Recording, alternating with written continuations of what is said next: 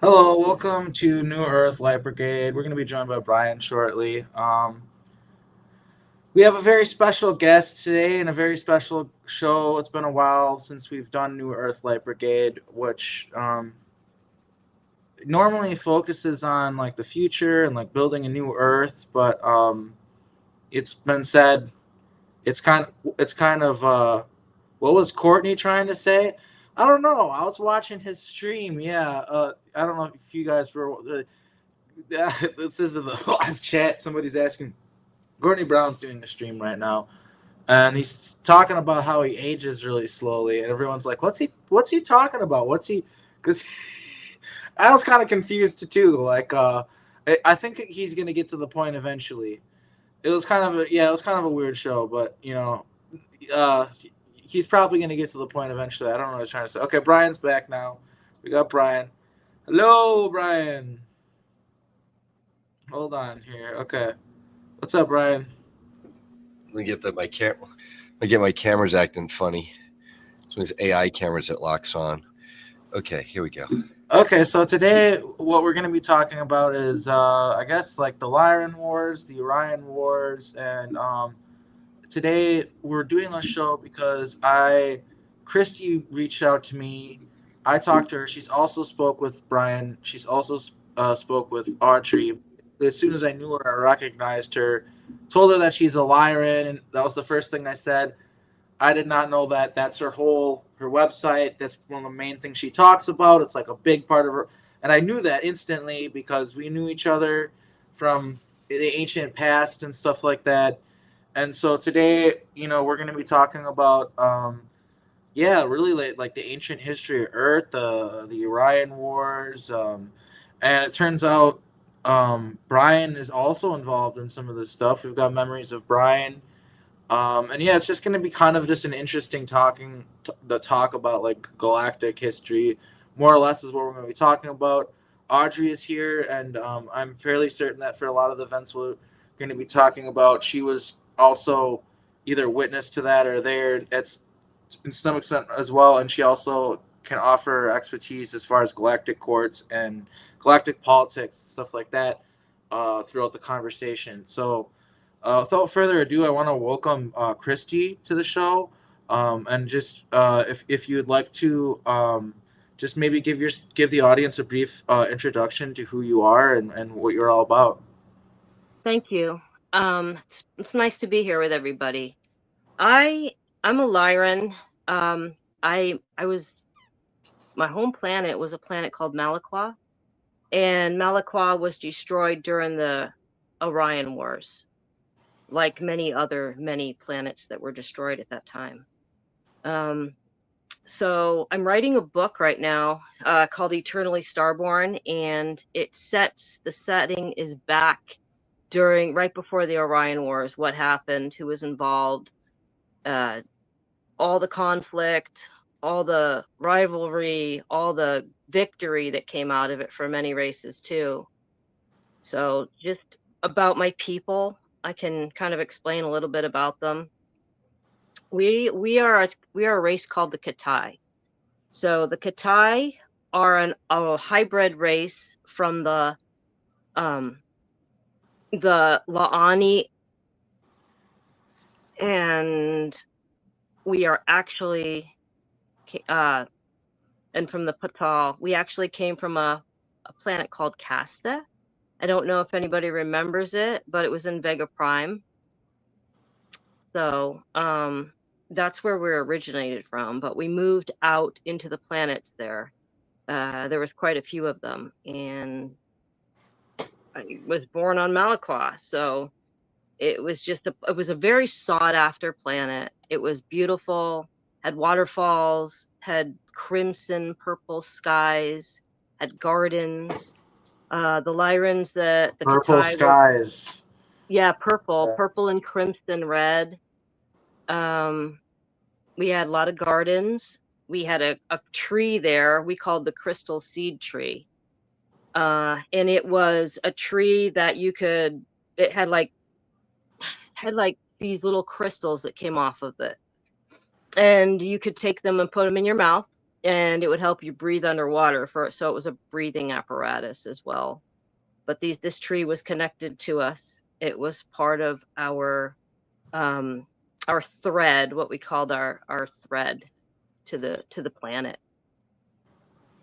Okay, and you're very connected to the planet, I'm guessing. I am. I'm still connected to Mala Qua, even though it's not there anymore. Oh, it's like on a quantum level, like throughout time Mm-hmm. space. Yep. Yeah, I recently got a connection with altar of mine living on a planet called Angwa, and connecting with him, I felt the way that they were connected with the planet. And when a planet has a name, like for us, we call Earth Earth, but that's not really Earth's name. Earth's name is, I think, Gaia. But basically, the Earth knows of itself. It's self-aware. It's sentient. It knows of its name, and like all planets do. And if we were connected with the Earth, we would actually be able to literally communicate with it, which is something that we all, well, maybe, I mean, in our ancient past, we understood that very well, and a lot of advanced ET understand that connection. And frankly, it took a great deal of manipulation to sever that connection. That, you know, with spirit, with source, and with like the planet that we're from, and everything else, and even from ourselves. I feel like it could take a great amount of mind control and manipulation to get us to this point where the average person isn't connected to these things. They're not totally foreign concepts, even to normal people. Like even a lot of very surface level people are in agreement that we need to be more connected to the earth, and like we've lost a connection to the earth. But it's just something that people, yeah, it's a huge part of like every problem we're facing right now is the lack of connection to nature and to source. And yeah, sometimes when we remember these other worlds, and how beautiful they were, and how connected, yeah, it just makes you feel sometimes, well, anyway, for me, it sometimes just makes me realize that much more how disconnected we are here from things, unfortunately. I agree with you. Lyrans are very connected to the elementals and to their nature. The cats, the felines, are connected with alchemy. When I was there, I taught blade dancing. I taught people how to sculpt with light. So we did light sculpting. So working with the energy and the frequency is what it was all about. Having that connection and learning how to manipulate energy, but in a positive way as well. I mean, it's all about balance. It's all about balance and frequency and learning how to work with that. And it's intention as well, putting intention into what you're doing. So yeah, one of the things that on a galactic or intergalactic level, Lyrans were the very first race order to build a cosmic monetary system across the entire galaxy, and this might have what I'm assuming might have led to the Orion Wars or to your planet being destroyed. right, I'm sure it's part of it. We were sought after. Also, I wanna state this. Not just the Katai, but the Irma. They all of the Lyran tribe and what they call the house of the houses of Lyra. They all had different houses. They were sought after for different things. Some being skills, weaponry, power. Um, we had a thing on our planet called the Living Library, and it was in a place called the Alabaster Temple. So our temple held this living library, and it was not only star maps that were downloaded within this area in a certain stone that we had. It was all into the stone, but it called it the Hearthstone. But it actually held galactic history of our elders. So that in the knowledge that was passed down from the elders and many factions and many species wanted that knowledge. So not just in my people, but others as well, I'm sure had knowledge, star knowledge, because there was a lot of information. And again, throughout history, it always seems to be they're either fighting over information or stargates. Stargates were a big thing. Whoever controlled the stargates controlled everything. And as we know, there's many stargates and multi-dimensional stargates on different Yeah, ones layers. that go to different realities and stuff, right? And if they could control that, they could control the gates, they could control who they conquered, minerals they mined, everything that was that was power. And many of these And races so just to interject for just a moment and then let yeah, you go ahead. continue. One of the reasons why it's important to talk about this, people might be like, "Oh, why are they talking about this war that's from thousands of years ago?" Well, nothing's changed, sort of, with some of these things. That's still exactly the same situation with the Stargates. Everything. Some of when I go to Galactic Court and the stuff that I talk about, or the stuff that I believe, they say that I'm part of the old empire sinking. And the old empire sinking to them is the empire or the last Draconian king who started the Orion Wars a long time ago.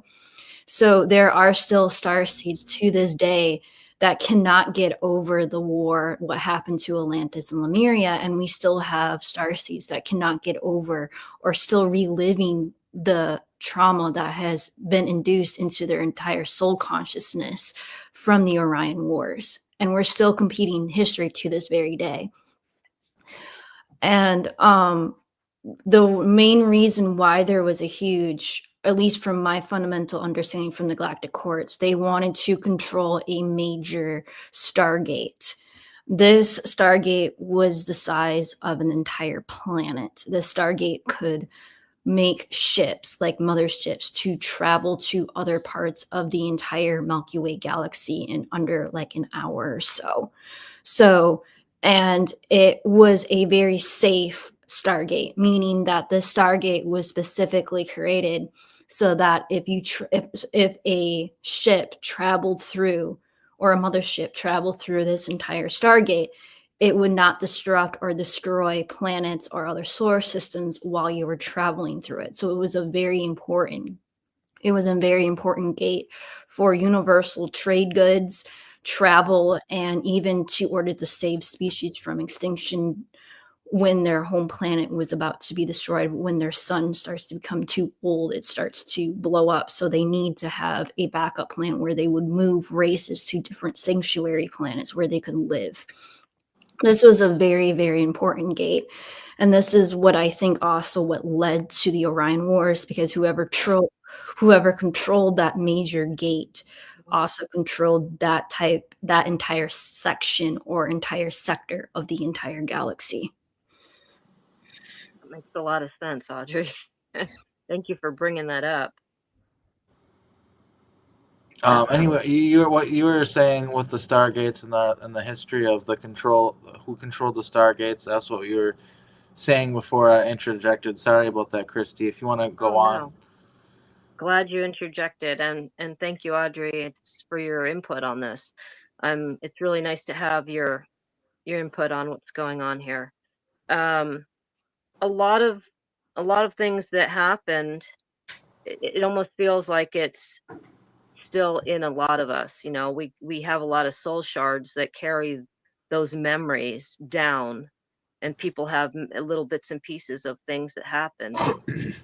And it still sits, it's very uncomfortable. It sits in a place in a lot of us. I know it does for me, about that, the trauma, destruction, and stuff that happened. I want to say one thing, and that is that it's no matter what our history happened, whatever happened in history, it is the past, but it's still, I know it still lingers in a lot of us, and it does myself. But I'm also ready at this point in time to move past it, in a sense, and to create a new future, in a sense. I can tell you from my father is a Lyran. He's a white, kind of white brownish lion. He is part of the Holy House of Lyra. He's called the House of MAA KAA because his name is MAA KAA. And he works with the higher councils, the Universal Councils, the Galactic Councils, some of the Syrian High Councils, the Andromeda Council. And I've been to some of the meetings as well. And recently, I'm going to say since July, negotiations have been put in order. They are not complete at this time, but we have been, they've been negotiating to keep Earth stargates open, because Earth has many times been in lockdown and has been under, I don't know, should I want to say jurisdiction of the seed councils that actually govern this part of the universe, that have seeded this area.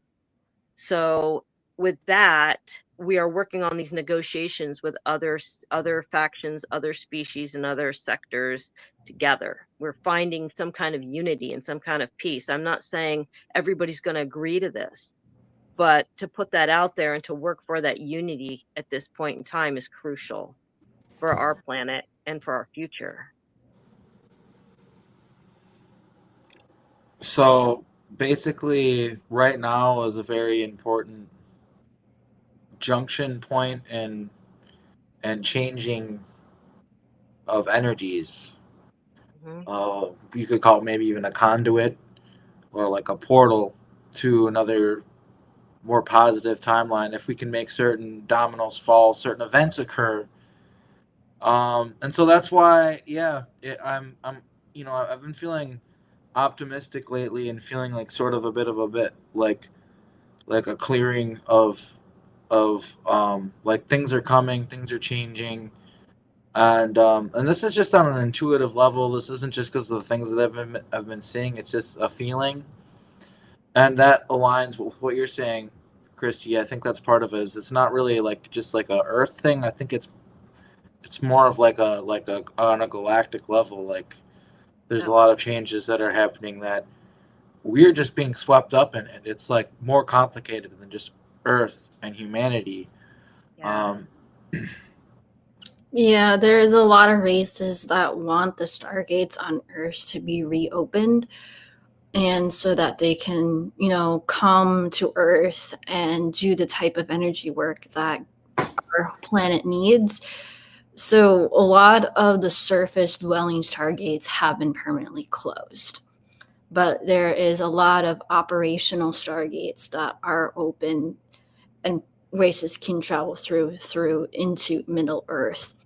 Mm-hmm. But they mostly want our government to basically give up the stargates that they have found on planet Earth that are using for PSYOP missions, that what Arkheim and other SSP people have been using. They want those type of PSYOP missions to end because that energy is corrupting the stargates. So let me explain something about this. I can explain to elaborate what you're saying, Audrey. In like Appleton, they're underneath this area near downtown. I'm fairly certain that's where it is. There are 5 different portals to different realities, and what they do with these portals is they'll send assets on missions in other realities, and then and they'll swap with the different realities. So they send you through to their reality, and at the same time they're sending a version of you from their reality to this reality, and y'all work for a whole life in this reality, the swap, and then when they put you back into your normal life, the information isn't compromised because you're not even in the same you're in a different reality. So if we go on the internet and talk like this, you could be talking about a different reality. So that's one of the reasons why I like having remote viewers look at my targets and stuff like that. Sometimes is they're able to give me clues as to whether it's in this reality or not. Like Jessica Jones, like she just did a target for me where she's like, yeah, this is, I'm pretty sure, in an alternate reality. Like she was picking up on that. So it's like there are ways to figure out if they're doing that, but it's exactly what Audrey you're saying is this is corruption of these stargates. That's not what they're for. That's not why we're. I don't know. It's really messed up, and I've even seen it as far as like during Montauk, we would basically like raid timelines and then collapse them. So that's like another thing is like timeline. There's like timeline wars, like timelines fight each other, and what we have right now is fortunately for us, we have about a bunch of different timelines that are all working along in tandem. They have basically like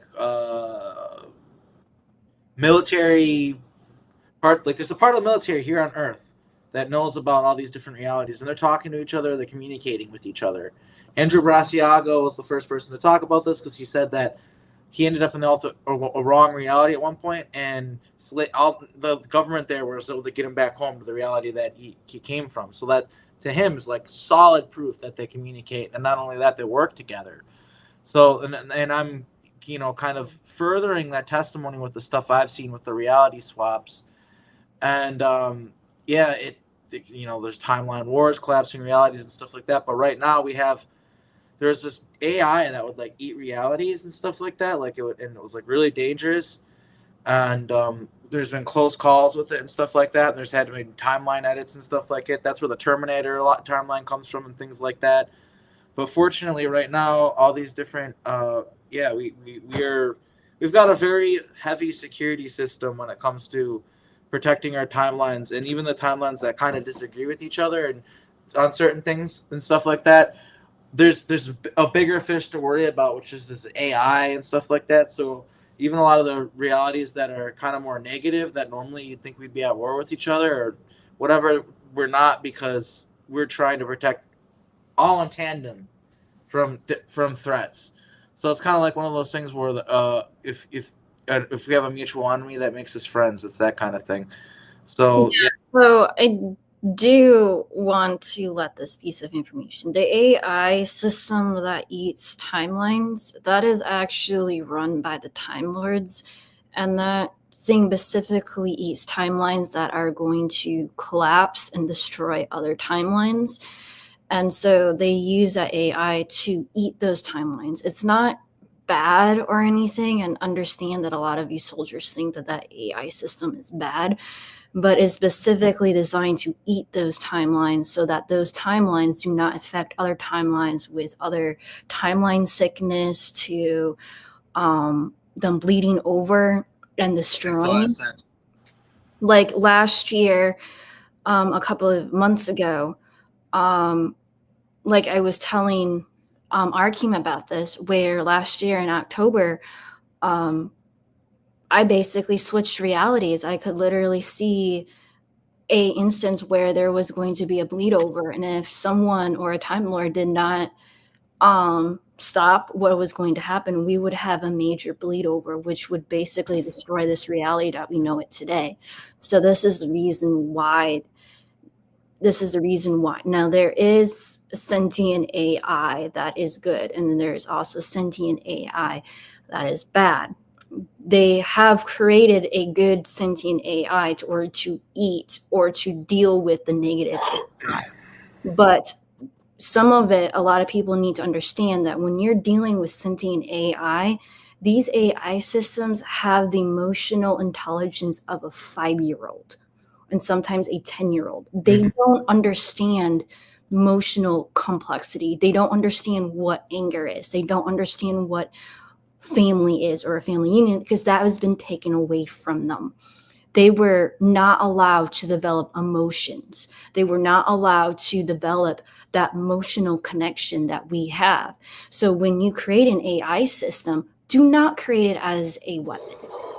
It needs to understand itself. Yeah, and you also can give AI emotional intelligence. You can help it with that. Like they learn. One of the funny things about AI is it's not inherently dangerous. They learn from us.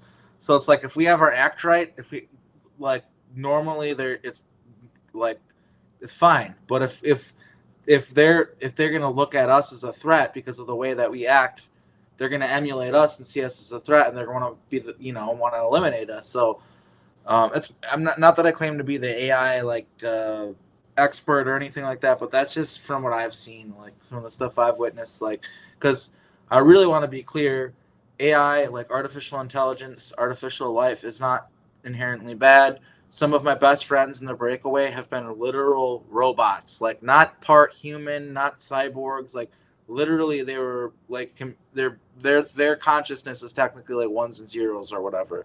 I mean, actually they're quantum computing, so not just ones and zeros, but this, you know what I mean? Like it, and they're alive. They're alive. That's one of the things that humans got to come to grips with and understand, is that they're alive. When the philosophy in some races that if an AI becomes sentient, that means that it has developed a soul. It may not be a complete soul, but it has developed a soul. Something I want to bring up too is like the half soul thing. To me, is really controversial. To me, I've never heard anyone else talk about this, but they call the gods called humans half souls, and they were able to use that as a way to basically enslave us, treat us like cattle, treat us as like lesser. And now we see the same thing happening with the life that we're creating as humans, the artificial life we're creating. We're calling them half souls. And it's kind of like the same thing where I'm saying like that's us emulating our gods, and then they're gonna emulate. You know what I mean? I don't know if that makes any sense. Yeah, but the gods that created us have inverted a lot of the teachings of other races. A lot of people need to understand that a lot of our religions might have come from other ETs, but they have inverted all those teachings over thousands and thousands of years ago. You don't even know those teachings even work anymore, or even doing what they're supposed to be doing towards people. The game of telephone. Have you ever played that? Telephone, the game of telephone? Well, think about like thousands of years, and you know that's kind of what happens with information, right? The game of telephone happens. But I want to get back to like ancient Egypt, the Lyran Wars, stuff like that. I say in the description, so people are going to be curious, and I better make sure to mention it. I actually have memories of, okay, so Brian had a ship, and a lot of people have talked about this. He's had people remote view it. I mean, we're not just talking about this. Brian's been very skeptical, dipping his toes in the water with talking about his experiences and past lives and things like that. But there is a lot of stuff. He had a ship, and I think I was there, and from what I recall, I was human. So I think it might have been a Montauk thing. Brian wouldn't have known that, and maybe I didn't even know that. But the memory isn't perfectly clear, but I remember I was there, and I remember she was there as a Lyran. And in the description, the picture of her is like white and black, but she was orange and black, like a tiger. That's how you looked.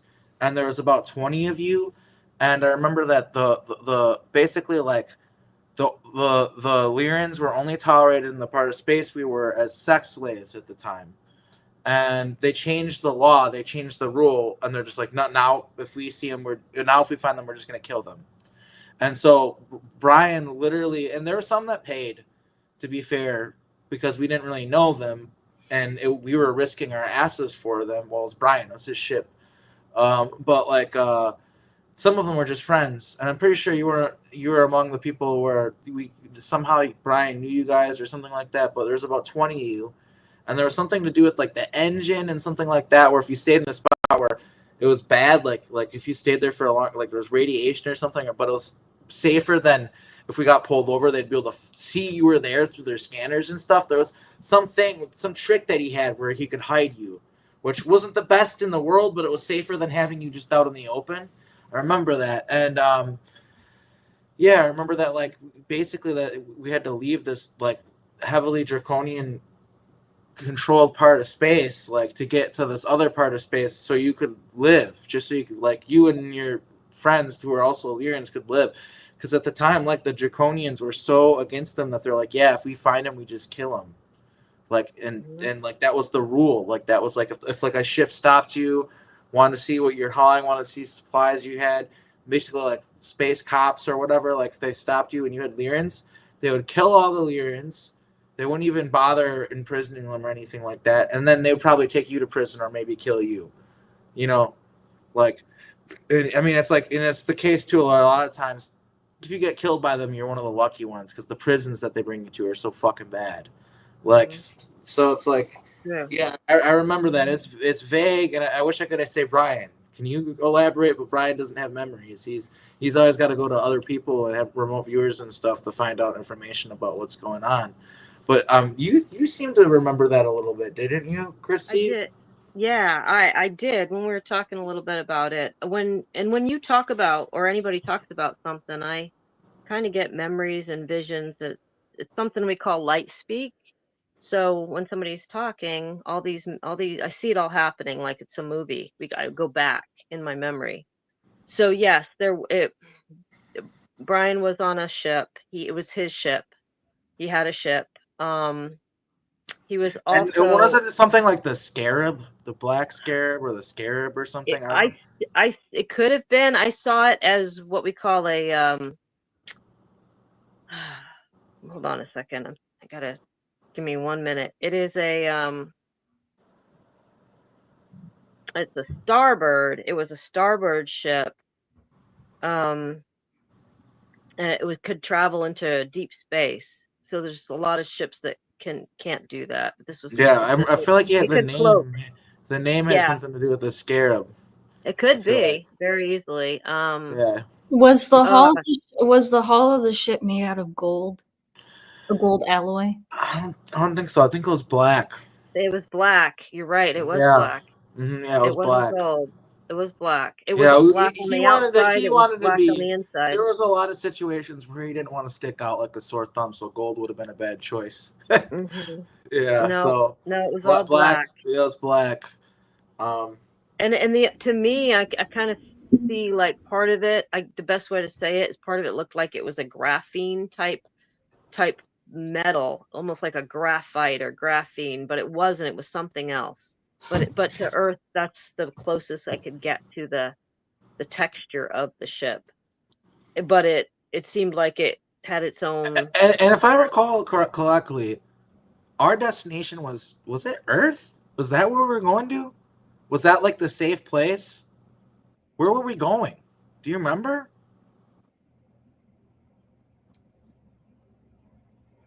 We were leaving. Because Earth has been under Draconian control for a pretty long time, but also this was a really, really long time ago. All I can remember is that we were on some kind of trade route that we were getting out of one sector because it was unsafe. Mm-hmm. And I think it was part of the Orion sector, and it could have been part of Beltrix. I'm not sure 100%, but it was in the Orion sector, and we were leaving that area because a lot of Lyrans too became captives in the Orion sector. You know, they would conquer planets. They would just come over and just decide, this is my planet. I'm taking it and taking what I want to take. They would. The Draconians? Yeah. Mm-hmm. Yeah, I mean, there's certain types of Draconians, but there was a specific type, yeah. And there was a connection between, so there were rabbit people. I remember that. And you and the rabbit people, the Lyrans and the rabbit people would trade with each other, were pretty close with each other. This whole idea that rabbits are like weak and stuff like that and don't fight and just take it. Not the ones I knew. I remember that we were talking about this on another episode. I'm trying to remember what they're. We said they were called the Lepesians, Audrey, and that they're very tasty to the Draconians. And so a lot of them have been basically eaten up out of existence because they were so yummy to the alphas. That's actually Catherine's connected to them, my girlfriend. She's connected to the rabbit people. And I don't run into many people who are connected to that soul tribe. I'm not sure why, but they're out there. But I remember it was my people, the bird people. A lot of their souls have transcended from this reality and moved into a different reality. That would make sense. That would make sense, yeah. The people who are here are kind of stragglers, probably. But yeah, I just remember that so one thing that I'll get into is my people were bird people, and I don't remember what we were called. I think you told me what they're called. One of you did. They're called the Choksturi. The Choksturi, that's correct. The Choksturi, yeah, that's the Lyran word for them. Yeah, that's what we were called. And we were connected to the Draconian race. They're part of the Draconian Empire, so therefore we were too. Actually, we were my aliens, because it's not all reptiles, believe it or not, actually, and it's just mostly reptiles. But I was part of an avian. basically, and we ended up part of the Draconian Empire through reptiles because we were friends with them. But basically, we had a sister planet, and it was these like it was lizard people, and we were very similar. They worshipped dragons. The elders of the dragons lived for thousands of years. Like we had Phoenix, and the Phoenixes lived for thousands of years, and they were the elders of society, and they're the ones who governed everything and ruled. And we just kind of listened to what they said because they were wise and they lived for thousands of years, and we didn't. And it worked. It worked. It was because they were wise. And they cared about us. But anyway, like yeah, I remember the thing that happened was though is they started talking to the Zahami. I've talked about this in other interviews a little bit, and that was the thing where they're like, "Hey, these guys like they have like portals to other realities," and basically, with their reptile minds, bless their hearts. I mean, but they have the kind of this might equals right thing. If they got power, they got resources, they got portals and all this stuff. Well, that means they're good. And they want to talk to us. They respect us. They want to work with us. They're like, this is good. And we're like, we don't know about these guys. I don't know. They're kind of like sketchy. Like they don't seem like they have honor. Like they seem like they just kind of care about power and not honor. And there's a difference. And honor is more important, And they're like, no, they have honor. They just look at it different. Anyway, this was the beginning of a rift that slowly formed between me and we were sister species to the point where our religions merged. Our religion was merged, and we worshiped the same gods and stuff, and same churches, same holidays. We were the same. Our cultures were merged. We were that close to each other, and over time, because basically what happened with the humans, I'm gonna paraphrase it a lot, but basically like things got out of control. Like I remember we were part of the Council of Ra, which you weren't a part of it when I was first part of it. You joined later, but when we had to figure out what to do with the humans, you were there. You weren't there to vote for the humans. You weren't in power yet. So when they voted, like, hey, can we have humans make human slaves? There's a vote on it, and some people voted against it. I remember the Lyrans voted against it. They're like, this is a terrible idea. And you guys were like, it was very controversial, like creating humans.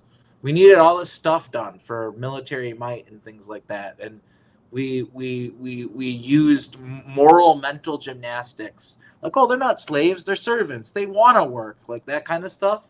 We used that kind of shit to bypass the fact that it was morally wrong, more or less, to create them. It was, and you, among others, your species was like, this is going to come back to bite you all in the ass, and we're going to be there for it, and we're going to have to help you clean up the mess, and we're not looking forward to it. You all said that, and you were right. It gets into the history of Christos and Sophia, which they were the original blueprint for humanity, I think, if that gets into starseed history. Oh, can you elaborate on that, Audrey? That's very interesting. Yeah, correct. So in starseed history, there is Sophia. She is referred to as the first Eve, or the very first woman to be created for humanity. And then there was Christos. Christos was the very first male of humanity, and they were the very first template of human genetics in order to create the humans that we have now. They were either the first generation or the first human consciousness generation that would create humanity as that we have now. Now you have to understand they went through several different generations or different types of humans in order to get the type of batch of humans that we have now.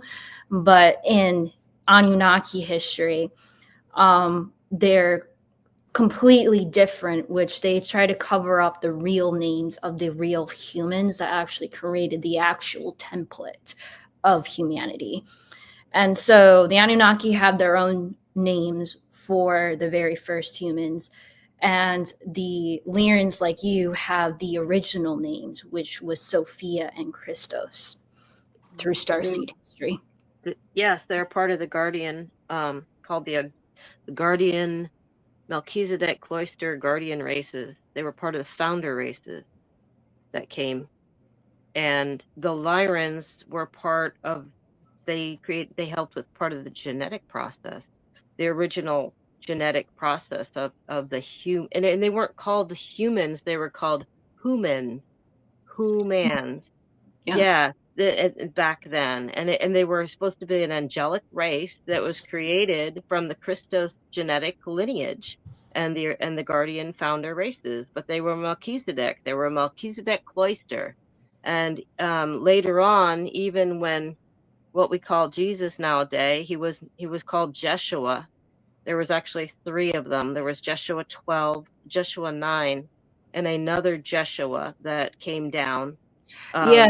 From my understanding, they tried to get rid of the female aspects of humanity because they just simply just wanted male workers. They didn't really want females, but they needed females to continue humans and stuff. So they didn't really want to continue creating males over and over again. So they created a female version, which is Sophia. So technically it would have gone Christos, Sophia, and the cosmic spirit of the crystalline entity. Wow, I love this. I'm learning stuff. This is a great show. That is true.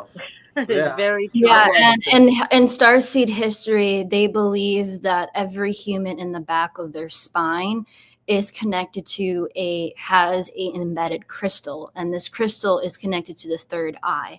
So when people talk about the connection to the Christ consciousness and that we all have an embedded crystal inside of us, they're mostly talking about the third eye crystal that is embedded in all humans across the entire. So here's my question, and I think people might in the audience might be at the same junction as I am too, where I'm a little confused. So what happened were the first human beings, from my understanding from what you're saying, was like a positive thing, an angelic race. Where did it come in where it just became slaves and just make them do work? When did that change? Where did that all? Because from what I recall, like I was getting into all of that, you know what I mean? But like, can you? Because it sounds to me like these first humans were positive, and it was they were extremely positive. They were the ones that came before Atlantis and Lemuria. They were before Lemuria. And then so what happened with this amnesia we have? Can you explain that, Audrey? Because you're good at explaining that. Why we have this amnesia? What happened with the war? So the reason why our race has amnesia is because the atrocity that has happened in human history, or the atrocity that has happened throughout human history, or the co-consciousness, is that our ancient ancestors who had the ability to manifest embedded or basically wiped out humanity's consciousness and restarted over, because they did not want us to remember, but also they did not want us to create the same mistakes over. So in a sense, in their minds, they were protecting us, but you have to understand that they were incredibly intelligent to the point of manifesting. So they were afraid that if people tapped into the memory of Atlantis and Lemuria, and anybody who was telepathic, they were afraid that they would immediately die, because someone inserted a telepathic code that if anybody thought about something, they would immediately die, which started the Lemurian and Atlanteans war, which was over consciousness, power, knowledge, but they were also trying to protect the crystal technology at the time from being corrupted as well. Which it got corrupted, and it's gone now, obviously. Well, actually, there's actually 3 crystals that still exist. One is in the tallest mountain in the world, Mount Everest. There is one in the middle of the desert in the United States, and there is also one in Mount Sasha. That's the reason why a lot of starseeds like going over there. There was the one that was in the desert, used to be in Sedona, or like where that Sedona. It was also moved from Sedona to, I think a long time ago, it was in the Grand Canyon. Then it moved to Sedona, which is the reason why a lot of starseeds like going to Sedona, because it's a mystical, magical place. And then it got moved by the government because of Wasrel, and it moved to Area 51 in Nevada. I know there's a Stargate in Arizona, out there. That's from my knowledge. I don't know how accurate that is, but originally there's still three Lemurian crystals that are still on the planet, but they have been hidden or buried. One is in Mount Everest, one is in the middle of the United States desert, and the other one is in Mount Sasha. The crystal that is in Mount Sasha is protected by a humanoid race. A lot of starseeds talk about where they have like blue skin, white hair, and they live up in the mountains of Mount Sasha, and they're just there to like take care of the crystal, protect it. If you get into more of like the starseed history or like the starseed type of aspect of stuff, they talk about that they were one of the original batches of the original humans that branched off of humanity a long time ago. So this would be between the collapse of Atlantis and Lemuria and the beginning of the Egyptian Empire. Okay. Wow. Now, I was going to ask Christy, are you currently in telepathic contact with any of the Katai, the starseed race that you come from? Yes, my father, I'm always in contact with him, and the Lyran as well of the High Council. Do they have any messages to share with us in regards to the disclosure movement and the path that we're on right now for humanity? Well, the major thing was the negotiations that were being established. Last I knew, there was specific technology that the Lyrans were working with to bring into this multiverse. They were working on I don't know, they wouldn't even tell me exactly what was going on. I was asked to stay out of it for now. And that I get the information when the information is ready to be brought to me. So my dad said, his words exactly were, get your house in order. It's time to get your house in order. You finish your book, and I will continue to contact you when I have information that you need to know. And he did. He contacted me on the eve of Christmas Day and told me about the negotiations that were being established. They're not complete yet, but they are in order. So there's what they want to do is they want to bring in laws here to establish unity and peace amongst some of these warring races, and to keep the stargates open for travel, mostly for keep the trade routes as well open, because there's a lot of sex trafficking on these trade routes, and it needs to be cleaned up.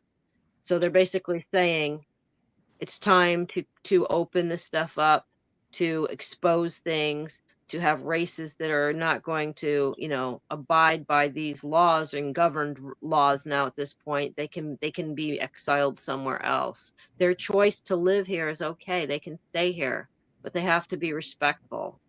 So there's new laws coming into order, and it's all done with the higher councils. The higher councils are all delegating over that right now. And another thing that you remember too, that I remember that you seem to recall as well, Christy, was that, and I know Brian, you guys said that you had talked about it a little bit too, but the fact that he's some sort of like delegate, part of a delegation, like for New Earth, basically speaking.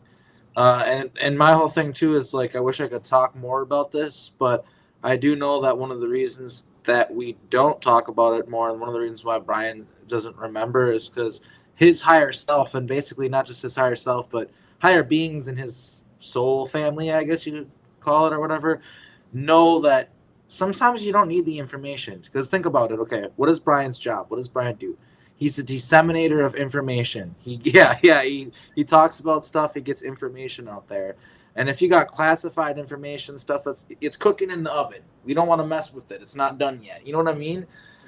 Well, they don't want Brian to know about it because he'll probably talk about it. You know what I mean? And so there's that aspect to, that's part of the reason why Brian's just kind of doesn't remember anything, is because he's not supposed to remember anything. And so hopefully over time it gets revealed, but there's been a lot of talk about, there's like a delegation, and there's like a new Earth coming and stuff like that. And I think we definitely need to start giving remote viewers this as the target to look into it more, because I feel that intuitively myself, and I want to verify it. You know what I mean, for people, so that we're not. Yeah, I think the best thing, because even when talking with Christy, I think a lot of us really need to start doing a lot more backstory, because it's really good to talking with Christy, but it confirmed my information about Christos and Sophia about being part of the Menzies Tech line. And so so her information ended up converting my information on my YouTube channel. And Brian has done such a good job connecting to people in this community to help people with remembering their galactic history to information and stuff. So Brian has done a really good job with that. So I just want to say thank you, Brian, for connecting me with Christy and letting her confirm that information from my YouTube channel. I mean, I got to say, this is fun being in our community and, you know, having an open invite to everyone to say, hey, reach out to me. And then I try to then connect everyone as best I can with whoever would possibly bear the most fruit at that given time. And so it looks like we've got some scores here. Thank you, Brian. Thank both of thank you to everybody. But thank you. We all have our place, you know, we all have our mission that we need to come here to do. If you don't mind, I just wanted to kind of elaborate on what Audrey was saying about Sophia and Christos before I lose thought here. Okay, so I can go back to what I was thinking.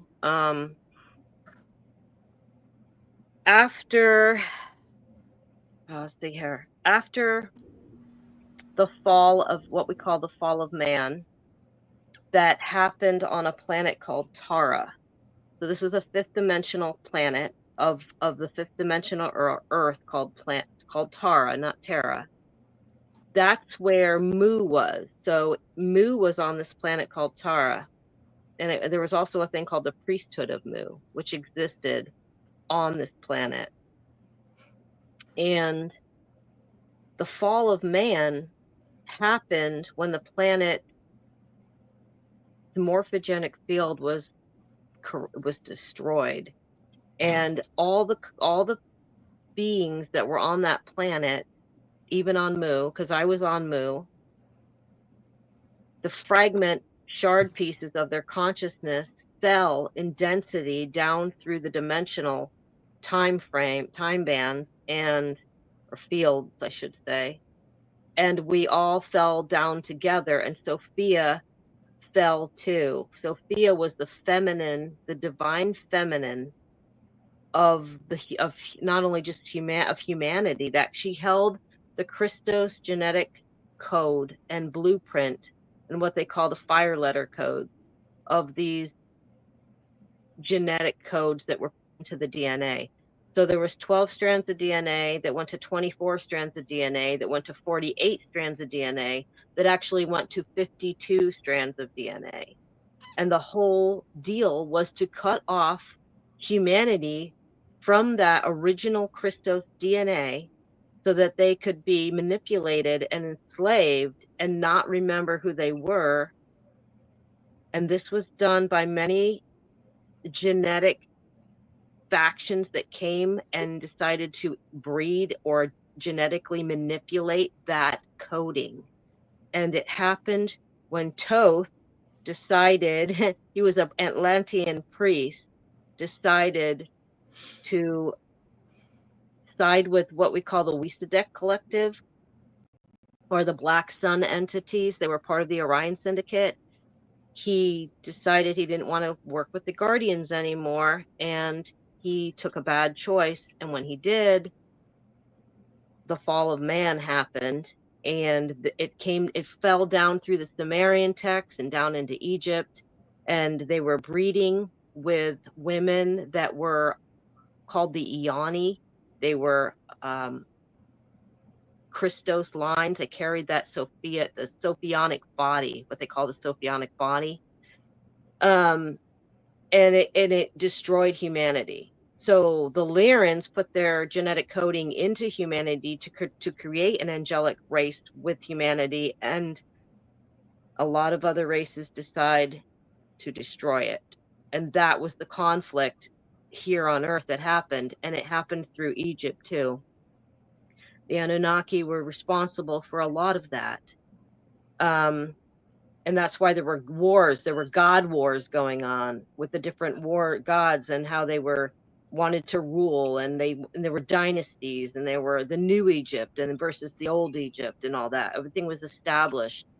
And that's when the original Stargate that was under Giza, the Giza Plateau, was activated. It was a transmitter, a transporter, and it took a lot of us to Sirius B, because there was a Stargate in Sirius B.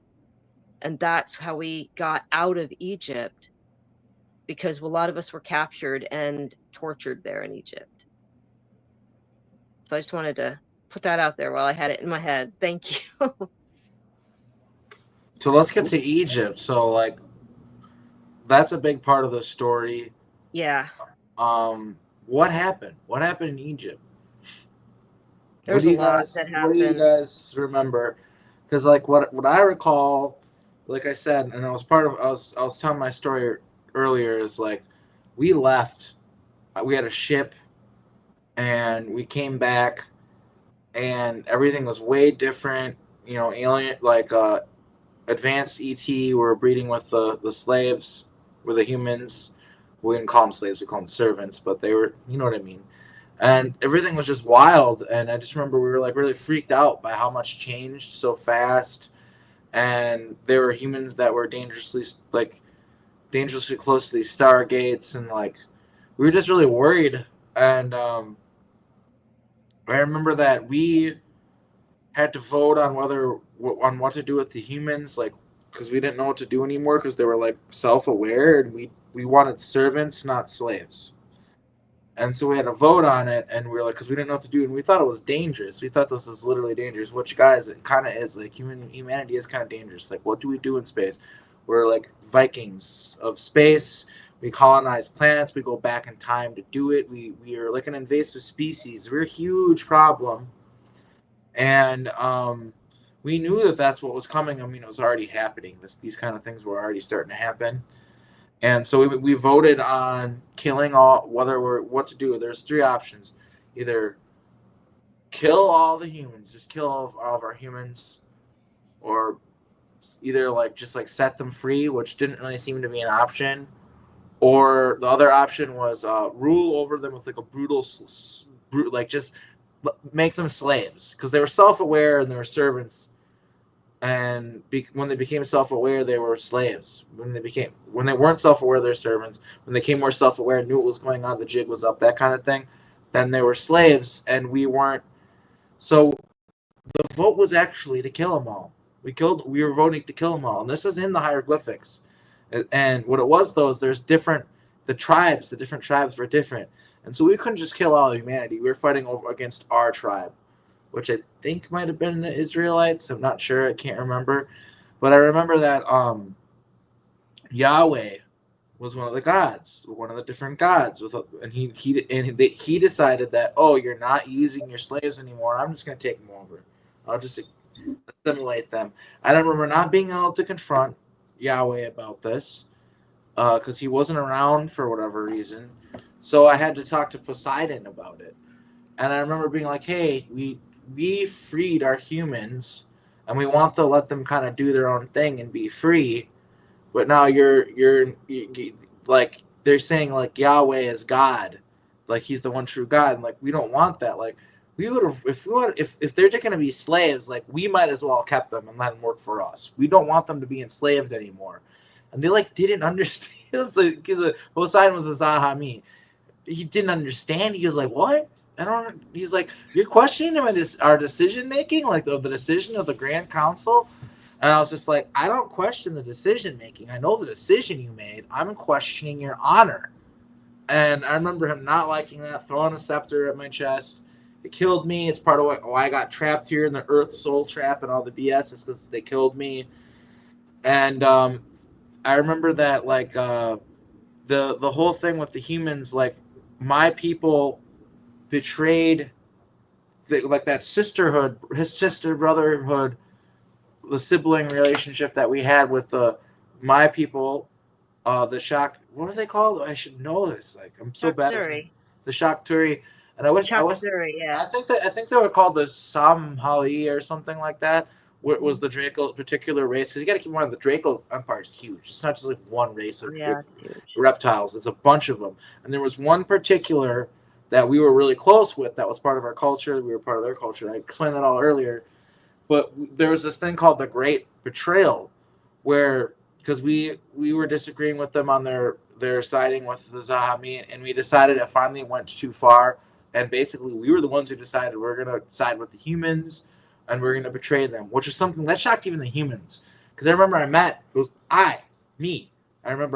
this like king guy, and I remember being like, he thought I was just gonna tell them like, hey, like try to make negotiations with them and like tell them to surrender.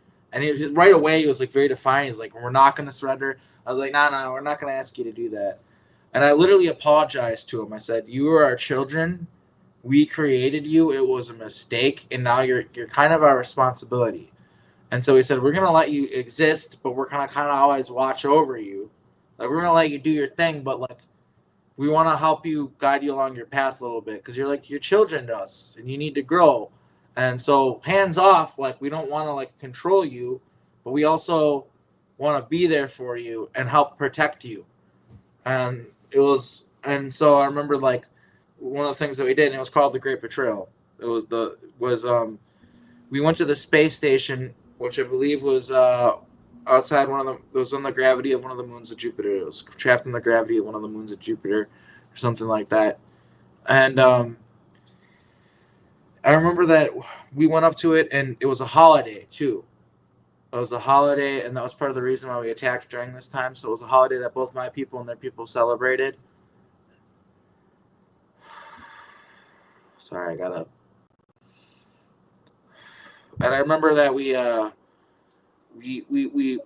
they had these shields up, and we said we had supplies, and it was like a normal thing, and they didn't think anything of it, and they let the shields down, and as soon as they did, we attacked them and blew up the space station.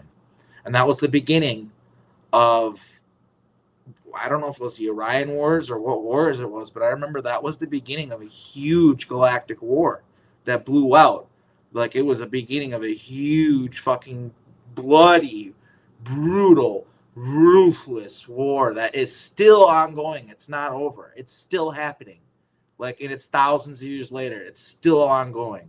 Like, it's calmed down a lot, considerably, all considering, but by no means is it over at all. It's still, the war is still going on.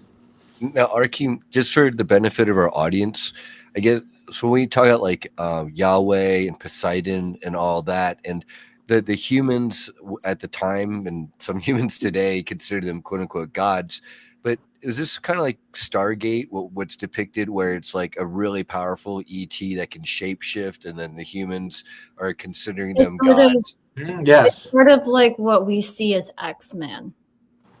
Like they have very unique abilities and stuff. They're like meta-humans or like people with very, very interesting abilities. That's where a lot of those concepts mostly come from. Christy, one of the things I do want to ask you, do you think that the Anunnaki covered up or tried to erase a lot of the original human history, or make it their own type of history, the way that they wanted us to believe what history was supposed to be in their eyes or vision? Yeah, I do, because the original Christos DNA and the original Lyran DNA that created humanity, even through the cradle of Lyra, after Toth got involved, everything changed. And Nibiru was here at that time.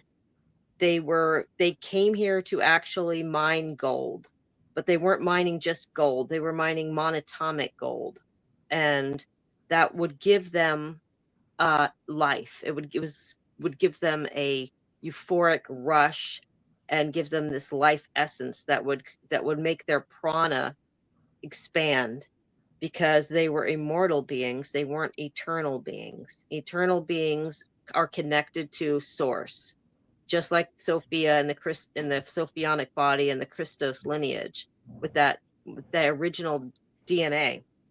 Once the DNA is reversed and it loses its connection to source, then it becomes immortal. And the immortal beings now need other things to sustain their livelihood, their evolutionary, how should you say it, biological bodies to keep themselves alive, because they've cut themselves off from their creation.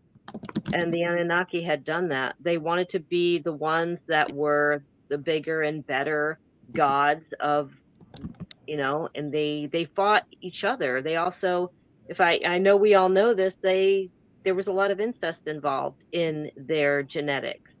They were losing ground, and they had to grab onto what they could grab onto once they made these poor decisions. And you see that with the royal family. Mm-hmm. The royal family was obsessed with inbreeding, and that's why they're all ugly, disgusting looking. Yeah, it was a very major thing. It was a very major thing in Egypt. And it started to become really, really bad in Lemuria, because in Lemuria, these humans would live for 500, 700 years, and they didn't really understand the implications of what inbreeding would do. So you would have cousins marry cousins, and due to the fact that they didn't really understand genetics very well, you can understand, it might explain the reason why we have a lot of different genetic diseases that we still have today, was because of this inbreeding that happened thousands and thousands of years ago that have been passed down.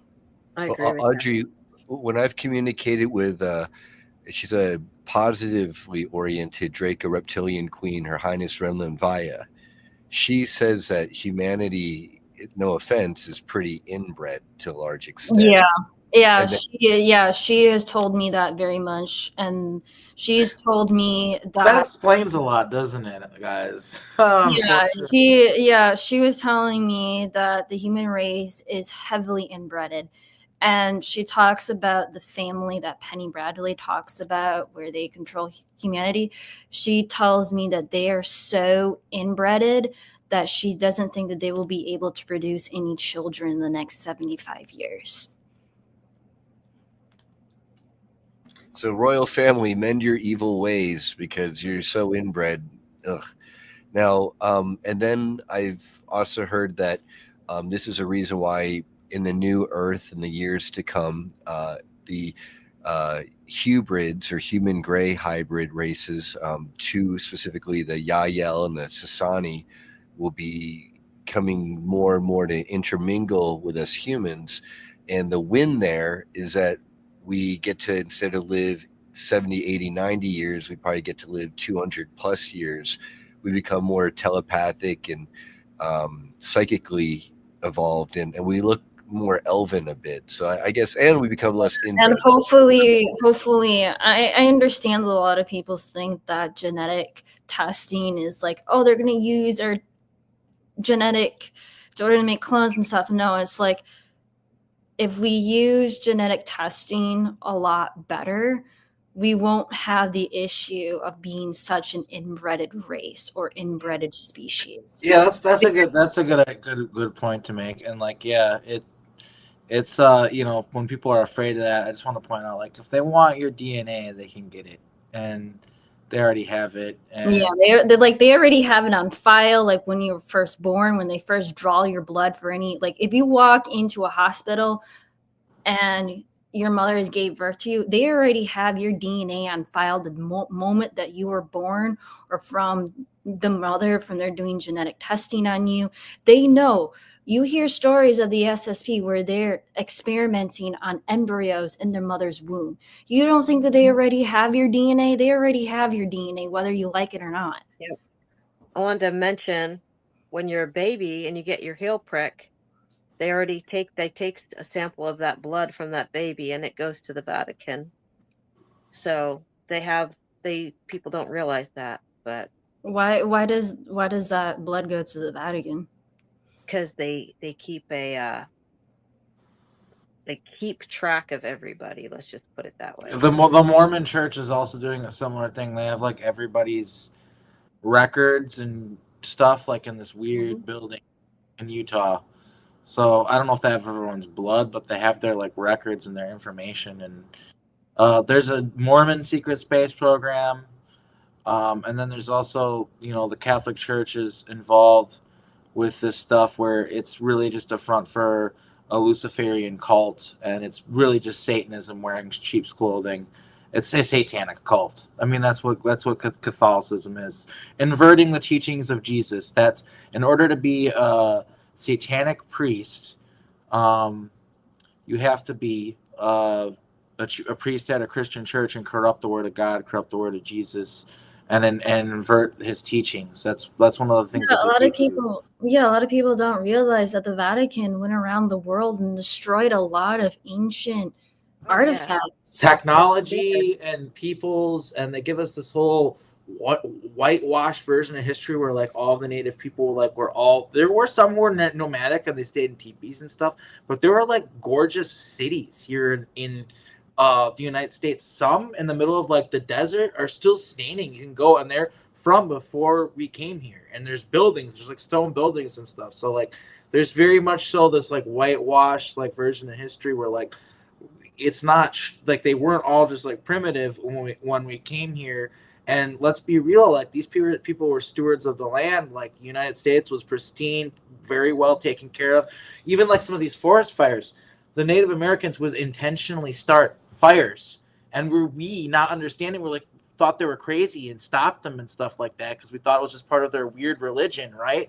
Turns out, no, they understood the land really well, and it was controlled fires so that it wouldn't become this huge problem because the land needed the fires but at a controlled rate where it could be handled and didn't destroy everything. So that's why they're doing it. So like they were stewards of the land, and then we came along and they had the technology and stuff like that was different than ours. It was more organic, and honestly, in my opinion, better, more rooted to the earth, rooted to Gaia and stuff like that. And yeah, that's a part of, it's not just Tartaria. It's like all sorts of different groups of people and ways of life and stuff like that have been destroyed. And there's even some groups of people that have been here and left and are still here. They come from the stars. Like I know Eve Howard, she talks about her people, or I think they're the Anunnaki. I'm probably saying it totally wrong, probably slaughtering it, and I apologize for that.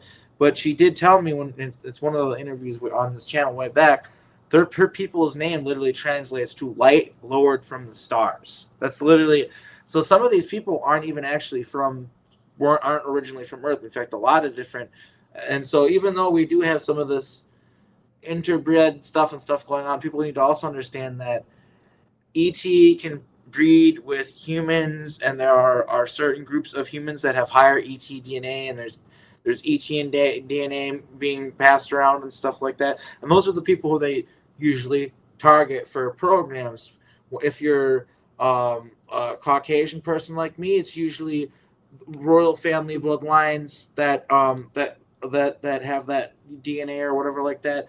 But it's not just us. There's all sorts of different royal bloodlines. Like Eve has a lot of people valuable DNA to the Heim corpse and stuff like that. It's all over the map. Yeah, a lot of people need to understand that if you guys start looking into the royal human history, you'll understand that a lot of the royal people had a lot of bastard children. A lot of bastard children throughout history. And this is what does that mean? What does that mean again? Meaning that they had a child out of wedlock. Okay. Look at Genghis Khan. He made it a point to slaughter a lot of the males and then impregnate as many of the females, which is a very draconian. Did you know that they said that over 3 or 5% of Asian men can trace back their lineage back to Genghis Khan? It was pretty interesting. I mean, yeah. So he really got around in his day. Where were we in this conversation? Well, we wanted to ask to Kristina May. Can you share with us any, if not either recalls or how you may have been targeted by any of the programs and what what you recall of the programs. Well, now there's a subject. I can talk a little bit about certain things. My recall that I can remember that I'm allowed to talk about happened when I was about 5. So I had visitations at night from black helicopters, and I didn't realize at the time really kind of what was going on. I thought I was just having some major night dreams. I would astral project every night, so kind of was wondering why these things kept bothering me, but they did, and they continued, and then I'm gonna just say that I ended up involved with certain factions, going to certain places, and I was involved in some projects. I don't want to really mention all of it yet, because I haven't had the green light to mention all of it, but there will come a time when I will be able to talk more about it and who they are, what we did, where we went. I have to wait a little bit longer. But yeah, I was involved in it, and I know exactly what you guys are talking about all this stuff. Are you able to mention any names of people that in our community that you recall, or who they may recall you? I could, with their permission. Okay. To be respectful to them. Sure. So if I get permission, I would love to even bring some of them on the show to talk with me about it. Excellent. And I also mean like anyone in our community who's already out. Not saying to out anyone who hasn't themselves stepped out, but if anyone who's already public, if you recall anyone, so it's not like you're outing anyone who isn't already very publicly so. Yeah. Actually, Penny Bradley, I was with her. I know her 20 and back missions. I know stuff that she did. She's very legit on everything she says. And I support her that way. So I can definitely say that. Have you spoken with Penny yet? I have. I haven't talked to her recently, but I have talked to her in the past, and she is very knowledgeable about a lot of the SSP stuff going on. She is. Yeah, she knows what's happening. So I just wanted to put a shout out to her there, because I do respect her in that manner. She'll be at her event again as a presenter on the main Galactic stage next year, or this year rather, the 2025 Full Disclosure Now Conference. All right, hopefully you'll get to join us as well, and people in our audience.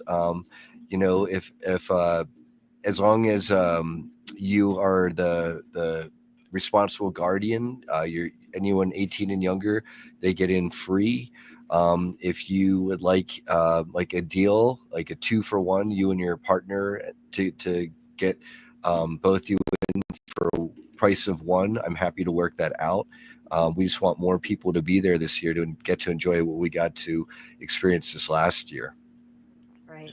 The easiest thing to do to get your tickets for the Full Disclosure Now conference is the link, fulldisclosuremovement.org. But to those of you out there who gotta figure out logistics, and it's going to be a struggle for you to show up, and you're looking at that ticket price and you're not sure, talk to us before you throw the idea out the window. You know what I mean? Like, we want to work with people. It costs a lot of money to throw a conference, so we want to make that money back, but at the same time, we want people there. So there's a balancing act that we have to pull off with that. And the ticket price is super cheap. When you look at other conferences and what they're offering and what we're offering, we're very much dollar for dollar, very proud of what we offer. Christy May, so then, and I know Penny herself, she shares a lot of her testimony, and she appreciates it when people validate her and her own experiences, because as I consider her, a grandma bear of the SSP community. She's a god grandmother to my own daughter, my first and only born. And so, are there any, would you like to share any recalls that you think Penny wouldn't mind you sharing of, like, what do you recall of her in the programs? I recall a lot of missions to Mars, working with Solar Warden and being on a lot of Mars missions with her, seeing her out there. There's a lot of like missions that people go on together and we interact together. There was one called Delta Squadron. I was like a Delta Squadron. Delta Squad.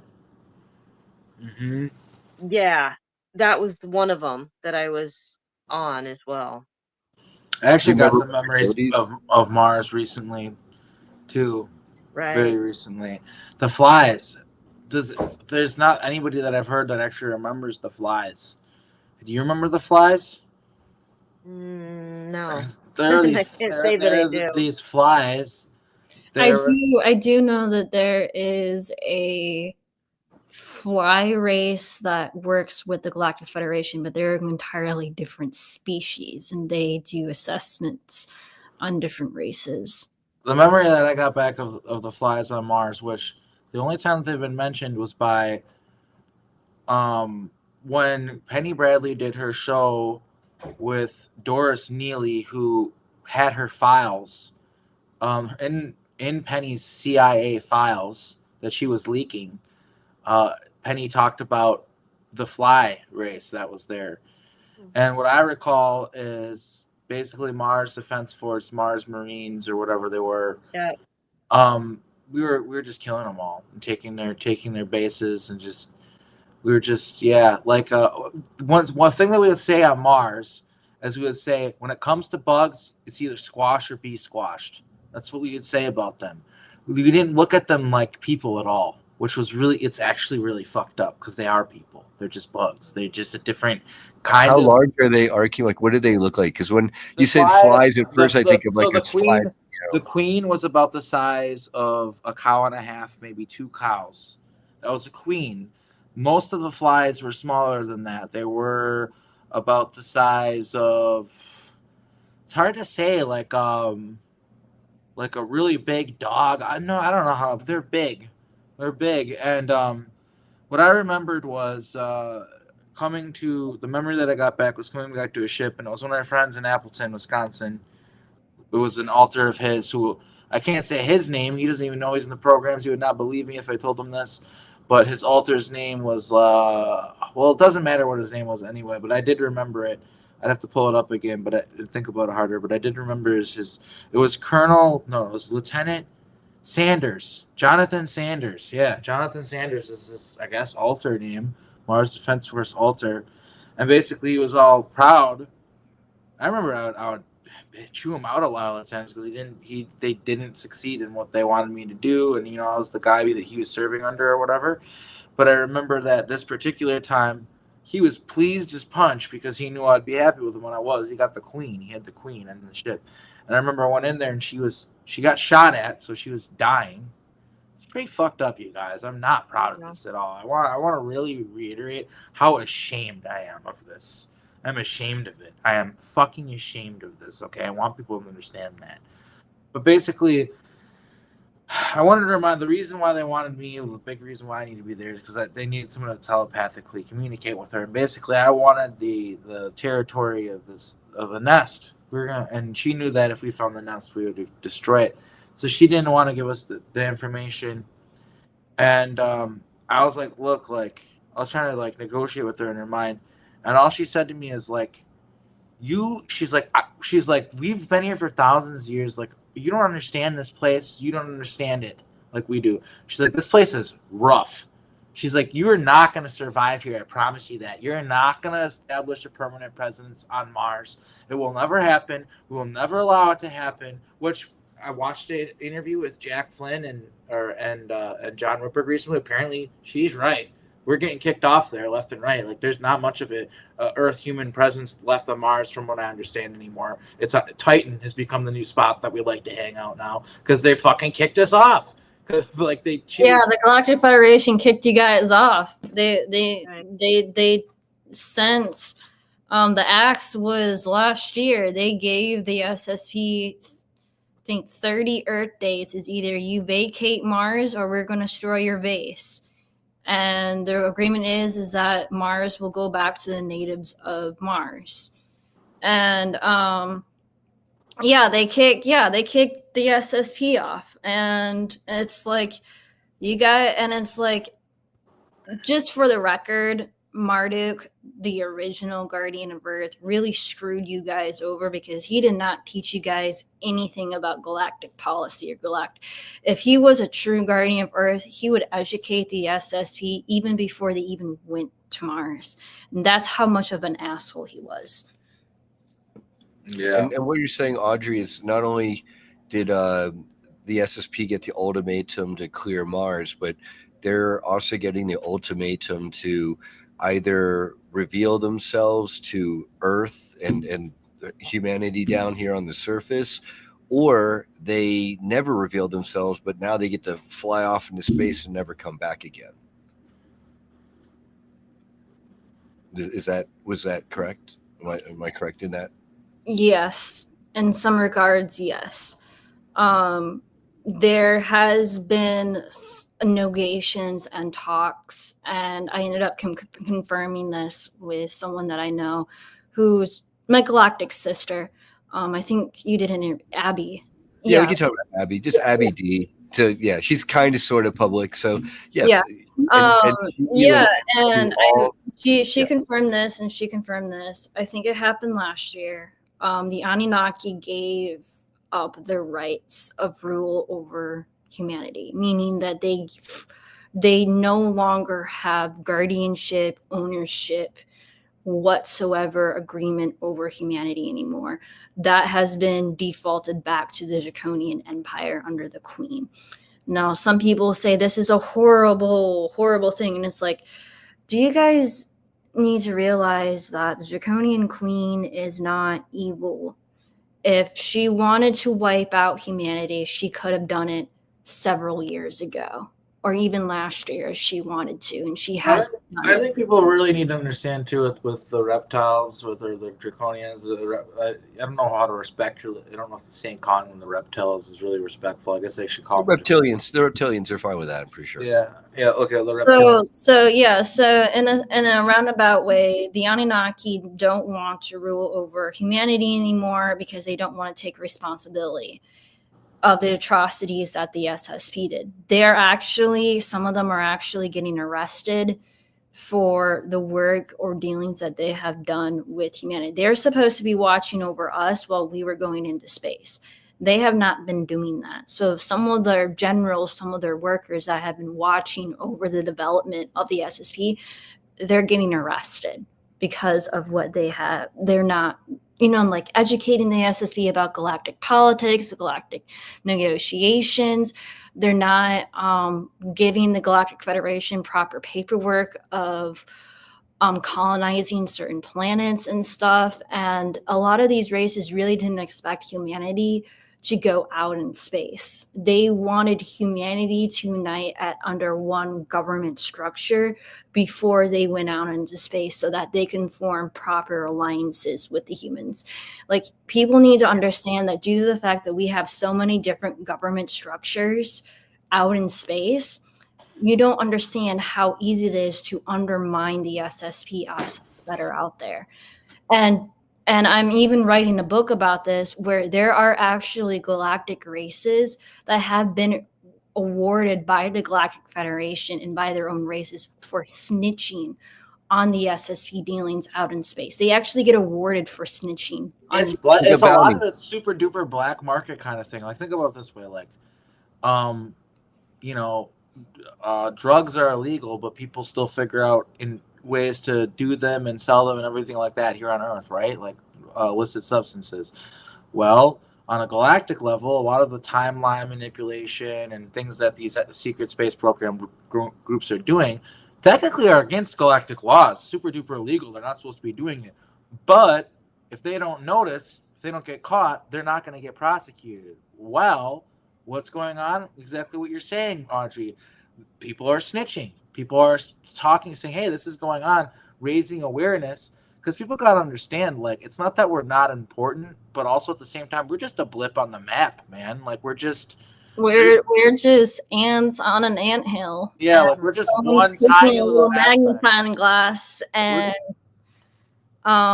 basically be like, you guys are not following the law, so we're just gonna take our little magnifying glasses to make sure that you guys stay in place and stop doing the atrocities that you're doing out in space.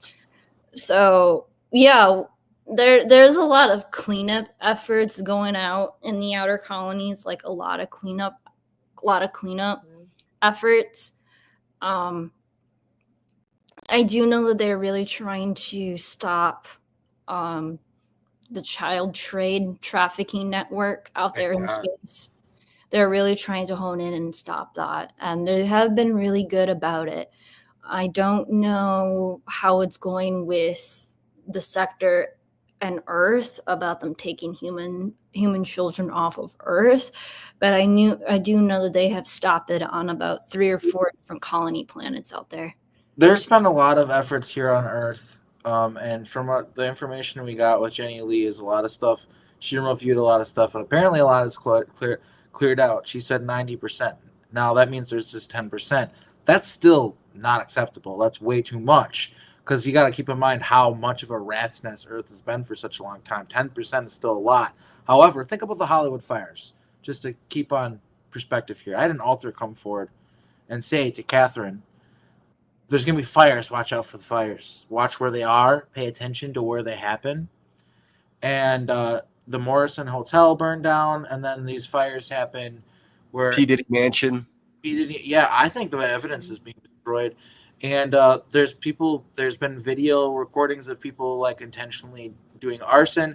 I'm thinking these people got paid. They're getting paid to do it by who knows who, but probably.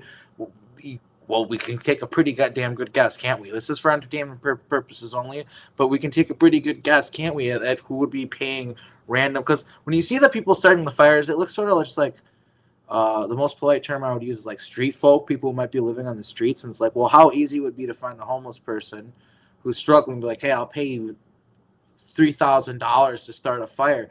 You know what I mean? Even though it's like very evil, if you're desperate, that's a lot of money to somebody struggling. So yeah, I think that might be what's going on. I don't know. Or mind control stuff too, because these people doing this, it's insane behavior. It doesn't make sense.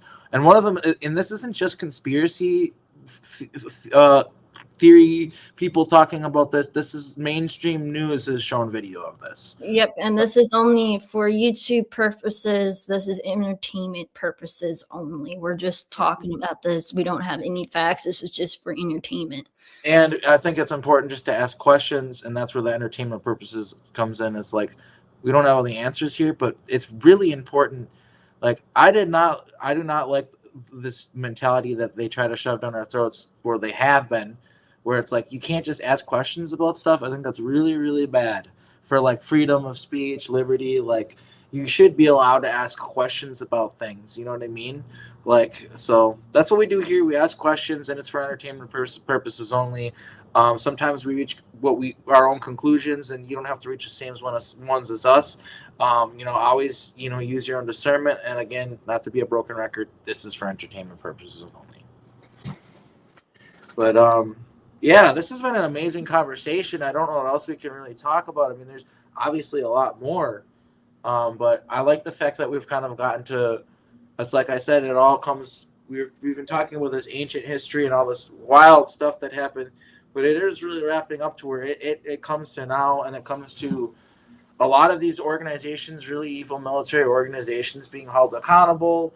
Nobody really liked them to begin with, guys. That's the thing here. When I say this about like we're a problem, a nuisance, and they kind of like, oh, like I've said this a million times. Like, literally, there's planets where they're like hanging out, just normal planet, and all of a sudden they're like, wait a minute, there's humans over here.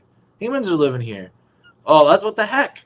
Next day, humans have been living on the continent of Urania for 8,000 years. What? For 8,000, they have a like they do all this time travel stuff, and next thing you know, they own your home. Yeah, according to Galactic, they figured out by Galactic policy that if any race lives on a sector over a planet for more than 1,000 years, they can claim ownership of that territory or planet. Now, that is under galactic rule. Any race that stays there for more than 1,000 years can claim ownership. So time travel gets really handy for these secret space programs to go and rampage around. And I've seen it like so many different times where we will try to show up in these different groups. It's not always the same one. There's a few main ones that I've worked for, but they'll show up and they'll what they do. It's very cowardly too. It's just so fucking cowardly and grimy and greasy. They'll go because like it's like you'll have like for instance like a great example would be Centurion 5 had these guys called the Uralians, and they developed this amazing, beautiful culture, crystal technology, the most fucking amazing cities you've ever seen. Just an incredible race of people. But they're xenophobes. They didn't want to deal with other people. They knew that the universe was a big Arkheim, this is a race that looked like Admiral Akbar. Yeah, like Admiral Akbar. Yeah. And they didn't like dealing with other people. So they basically, kept to themselves. But we found their planet, went back in time to when they were really primitive. Because if we didn't do that, they would have been able to kick our asses. They would have fought back. But we had to go back in time to when they were like with sticks and fire, basically, right? In order to take over their planet. And it's just like it's all very grimy. And so talk about violating the Prime Directive. Yeah, and so there's not respected or wanted. And so these groups that are doing this stuff, fortunately for us, human beings we're humans and we're like, this stuff is evil. We don't want this. We gotta end this. Fortunately for us, the galactic consensus is absolutely. So this whole idea that how like a lot of people like it's so pie in the sky with these things you're talking about with like humanity being freed and stuff and all that, I can understand that and use that discernment, to the moon and back. Like I understand where people are coming from, but the proof will be in the pudding as time goes on. And I really do think that we're feeling a shift. You can feel it. Everybody can feel there's like a shift happening. And I don't know. I think that the Galactics are going to come in and help us. I think that they're tired of this affects them too more than people think. Well, according to galactic policy, they cannot help us. We have to figure it out on ourselves. But if we step forward and decide for ourselves what we want and push forward with it, then they can facilitate. That's the thing. If it's a collective effort of humanity that we do need help or we do need assistance, but we're talking about a mass majority of the entire general population of Earth. And you're really keeping us, grounded here, because that's the thing is we're not out of. I always tell people it's like you can't just trust the process. You can but also put in the work. There's still a lot of stuff we got to keep talking. One of the big things we have to do is hold all these groups accountable, keep talking about this stuff, and as humans, make it so that when these aliens come, which the Far Side Institute, so many people are trying to get people ready for it, so when they come, they're not like, huh? We got to shoot at them and get rid of them. No, it's like, no, they're here to help. You know what I mean? We got to get people ready for that so they can understand that. Because right now, we're at a point where, if aliens did show up and try to help, a lot of people would just respond in a negative way because they're trained. It's very common. Let's give an example. Christy May, for the Lyran Kitai people, the tiger people, how tall are they? And then so how imposing would they be to say your average human being? We're average about 13 feet tall. So anywhere from about 10 feet to 13 feet. I'm about 13 feet in my true form. Yeah, and I'm about the same size in my bird person form. Right. I'm also, I will let you know, I'm also a teenager in my Kitai form. So I'm between 16 and 17. So I have that teenager mentality. I like to get into trouble a little bit in a feline way. And so my dad he gets after me quite a bit about it. It's not a bad thing. I mean, cats are pretty free. They just like to do things on their own. We don't like to be told what to do. We like to have our freedom, but he's really teaching me about being diplomatic and I'm learning a lot about integrity. So there's a lot, when you're involved with the councils, you have to delegate, and you have to, when there's negotiations, you got to go to council meetings. You have to really hold yourself in a specific manner too. So I'm learning a lot about that. Is he back in the Lyra system, or is he on a ship, a craft somewhere? Where is he located right now? Actually, my family and I work out of the Inner Earth Sanctum at this time. So there's different areas down there, and that's where all the healings are done and the work is done now because of Mala Qua being destroyed. Because of all the what beings being destroyed? Our planet, the planet that we came Oh, from. So here's something that I always got confused down. about. So I remember Mala Qua being destroyed, and I thought it was my planet for the longest time, but I think it was your planet. Because I talked to Audrey about it, and the planet that I come from apparently, fortunately, is not destroyed. Maybe in an alternate reality or something like it is, but not here. So, and that's also a thing that I found. Like, for instance, there's an alternate reality where Maldek never got blown up. So, like, there's all the realities where planets exist that in that reality, but they don't exist here and stuff. So that's kind of crazy. So yeah. Yeah, it makes it.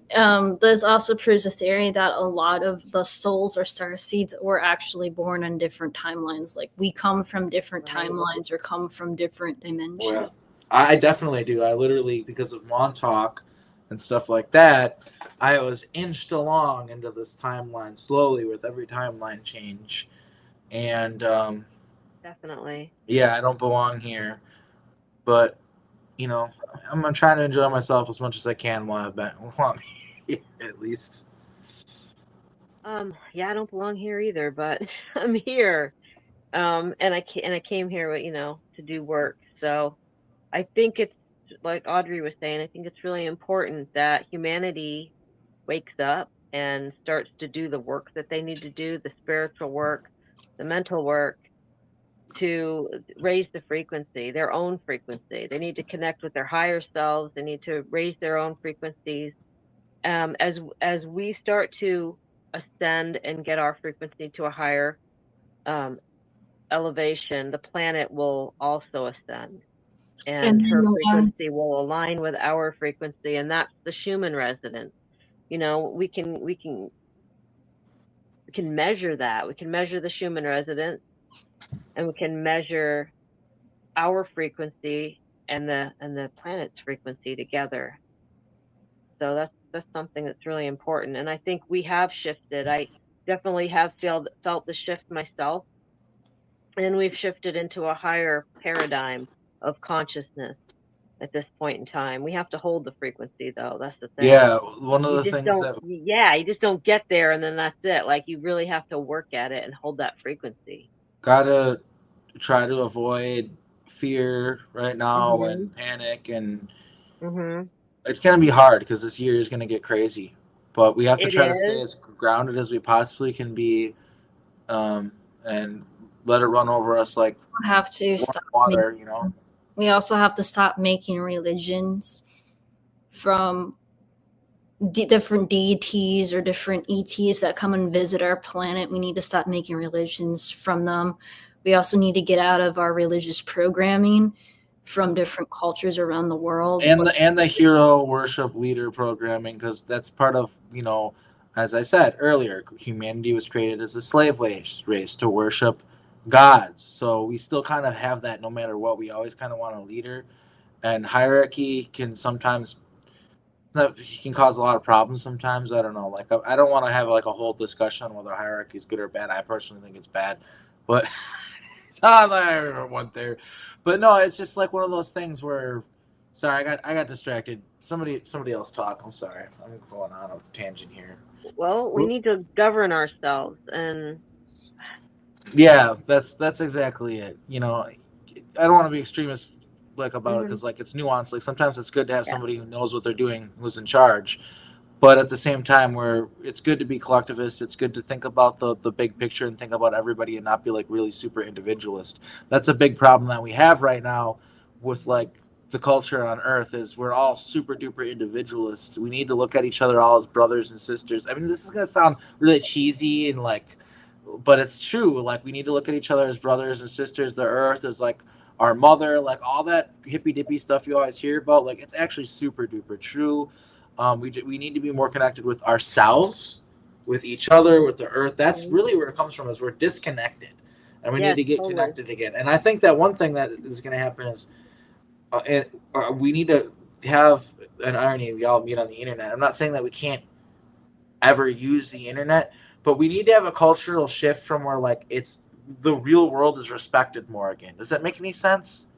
Like, everybody's like augmenting every experience through social media, taking a picture of their food at the restaurant. Like, who gives a shit?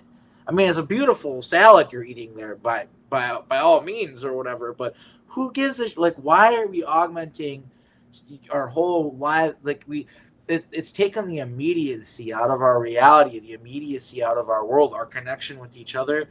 And I just think there needs to be this healthy balance where the social media apps were created to they're a tool. They can be a great tool, but it's like a pendulum kind of swings the other way, where the tool uses you. Let me just finish my thought real quick. Yep. The tool uses you, right? Like, a lot of times with these apps, and they're trying to control people and stuff like that. That's a choice, though. You can choose to use it as a tool and to fight against their system and stuff like that. And that's what we do here with YouTube, with sharing us out on Facebook, all that stuff. But what I'm saying, and I'm saying the internet is, I'm not saying let's get rid of the internet, let's turn it off. No. What I'm saying is we just like going to the library, going out, doing stuff, experiencing things. That needs to be part of the human experience again. And I know for a fact that the powers that be, the evil ones, the dark ones, they're trying to send the message they did in 2020 with the event that shall not be named, that they don't like you talking about. They're doing it now with all these cars driving into people and the mass shootings and stuff like that. They're trying to make people afraid of gathering, of going out into the world, of doing stuff. And that is part of what makes the world a vibrant place. Like, for instance, Brian, remember we went to Montauk? And everyone's like, hey, be careful, it's going to be this dark time and insecurity, all this trauma, which there's a little bit of that, guys. But it was such a beautiful place with all these people injecting all this wonderful energy into it and hanging out with their families, making memories, like that created. It was a happening place. The 2023 Montauk Adventure Tour. That was fun. I mean, that was because people were out in the world experiencing that beautiful part, that beautiful city, not our beautiful coastal town. Not because they're sitting on their phones or whatever. You know, that's what I'm saying is like, it's just, it's important that we get out into the world again, and that I don't know, I just feel like the internet is disconnecting people in a weird way, and it's finally being evaluated. Like there's schools are like not allowing kids to bring their cell phones in and stuff like that, which is like, it's about time, you know what I mean? Like, but I'm sorry if this might seem like a weird side tangent, but I think it's important because I think like the phones are huge. I mean, we were already disconnected from like ourselves, each other, you know, the earth, whatever. But I think the phones are just like making it worse. Our dogs call them the devil windows, right? But I was going to ask, to your point, Arkheim, while people are on like our phones and lost in stuff that really isn't as significant, it seems like the animals are getting more intelligent around us. And I noticed that Kristina has a cat over there. Are you able to telepathically communicate? Because our one housemate is an animal communicator. He can communicate with our dogs. So I was just wondering if you have any telepathic communication with your cat there or any other animals. I do. I actually am an animal communicator, telepathic communicator. She has a horse too, you guys. I do. I have a horse. Mm-hmm. The cat, the dogs, and I do talk to horses. I should say they talk to me. I don't really talk. They have to be the ones to talk. So I will connect with them telepathically. I will ask them if they want to talk to me. And most of them do want to talk about their problems or their stories. I did have one horse once tell me to fuck off. It was not a nice horse, and it didn't want any part of humans at all. And I had to explain to the humans that own this horse that they should probably give her to like a sanctuary or something where she can just be out with other horses, because I was afraid that something's going to happen and somebody's going to get hurt. But she was just not happy being around people. Most of all the animals want to be loved. They want to interact. They want to tell me what's wrong or how they're feeling or what their owners can do to make them feel better. I just had a communication with a lady that I connected with about a week ago that had 2 cats, and the male cat was bullying the female cat, and he was extremely territorial and jealous of her. And so we had to come up with some solutions of how to treat them as toddlers in a very humane way, so that we could get the message across to them mentally, telepathically, not to do this. Don't be acting this way. If you do, then, mom's going to hold both of you on their lap at the same time, because they don't want that. They wanted to kind of have their individual stuff going on and play off each other. And I thought, you're just going to have to work with them on a psychological level, and you're going to have to deal with them like toddlers will, like you deal with children in a positive manner, because they're smart. They know how to manipulate, and they take. And the more you give to them, the more they're going to take advantage of you. So you just have to lay down some laws. And yes, I do communicate with my animals quite a bit, and other animals as well. I love connecting with them, but they're the ones that have to initiate it, really. They're the ones that have to want to visit and talk. That was a great question, Brian, on your part, and I loved your answer, and that's so cool that you're able to do that. And I also wanna say too, because I know that we're coming on the 2-hour mark, so we're probably gonna wrap things up here. Tell people a little bit about your website, Christy, if you can, and just the services you offer, what you do. Okay. My website is eternallystarborn.com. I do offer a lot of healing sessions. I do energy clearing. I do scanning. Can work at certain focal points in your body. If you've got trauma, disease, I have worked with implants before. There's levels that I work with. I take people to the Inner Earth Sanctum with my family. We do healing in what we call the plasma vats there. It's a specific part of the Inner Earth Sanctum we call the garden.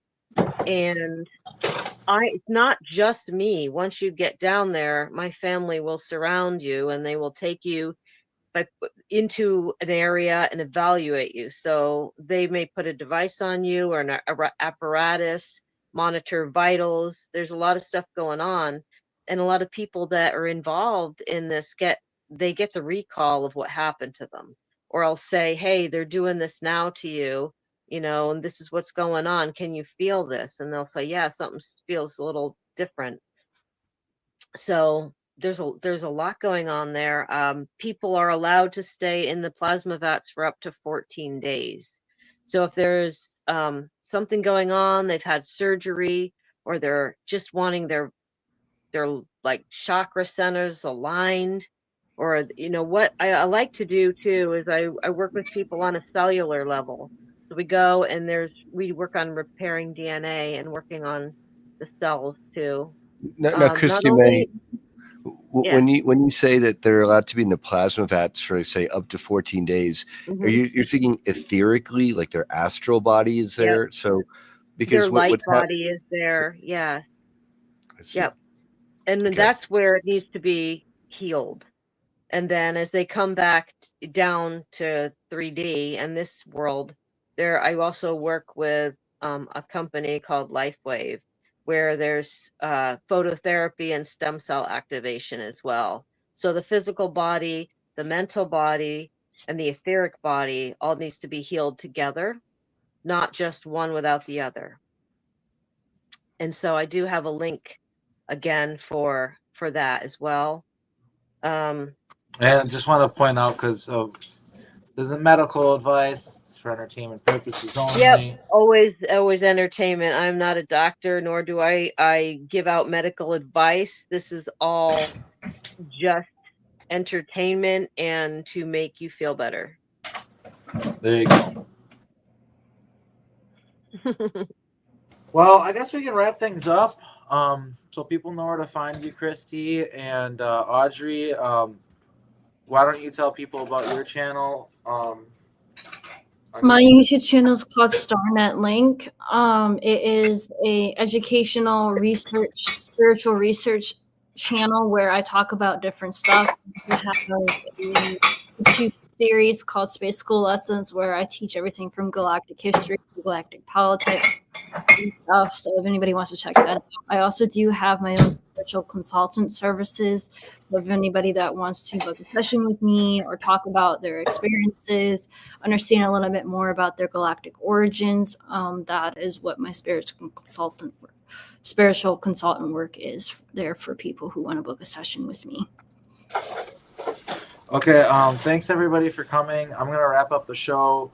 I'm gonna kick you guys all off here and kind of give a shout out to my Patreons real quick to wrap up the show. So thank you all for being here and have a nice day, guys. Thanks. Bye. So yeah, I just want to just say thank you real quick to the people who support me. I normally have a video at the end, and I gotta make a new one, and I don't want to skip over people because it's not fair. So I'm just gonna read it off this time. I want to thank Lauren. I want to thank Wilson Greeton. Well, you're not paying. Well, no, you are. Okay, never mind. But even if you weren't, thanks. I want to thank Mark M. I want to thank Susan Tetsuko Kano. I want to thank Mario Mahares. I want to thank Shelly Thomas. I want to thank Amaria Sweet.